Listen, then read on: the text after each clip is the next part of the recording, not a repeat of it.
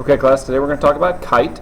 It's a different quadrilateral than what we've seen in the past few days. We've talked about parallelogram and rectangle and rhombus and square.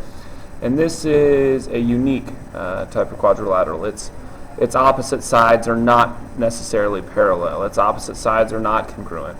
Its opposite angles are not congruent. It's kind of in a class of its own. The first thing that we know about a kite is that it has two pairs of adjacent congruent sides. And what that means is AD is adjacent to AB, and so it's congruent. And DC is adjacent to CB, and so they are also congruent. Okay?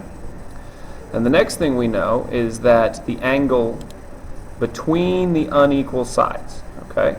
So here we have unequal sides. AB is unequal to BC, so the angle in between is congruent. So angle B is congruent to angle D.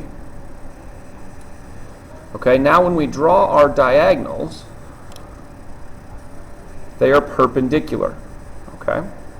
Which means they must form a 90-degree angle. So here we have AEB forms a 90-degree angle. So now we have four right triangles.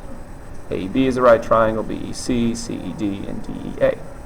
Okay, and the last thing that's true about a kite is that this diagonal in the middle, not BD, but the one between my between my equal sides, is what we call a line of symmetry.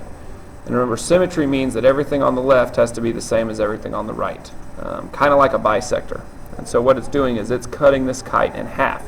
Well, if it's cutting this kite in half, it means angle A has been bisected, so it's going to have two congruent pieces up here. It means angle C has been bisected, so it's got two congruent angles down here.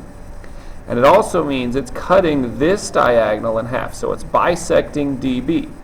Now in previous quadrilaterals, they bisected each other, but in this case, this is the only diagonal doing the bisecting, which means that DE is going to be congruent to EB.